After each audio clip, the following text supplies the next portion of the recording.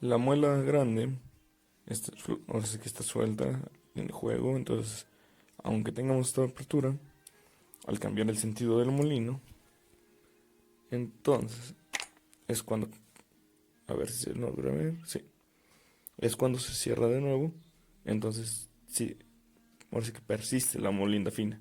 Entonces uno no puede tener molinda gruesa como tal.